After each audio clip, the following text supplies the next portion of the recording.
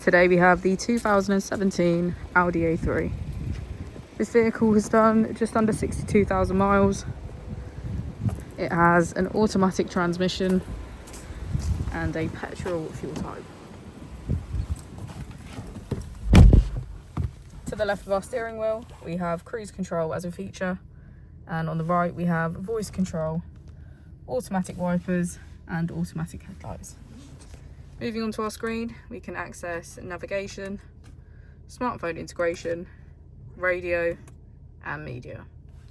If we put the vehicle into reverse, we can see that it comes with front and rear parking sensors.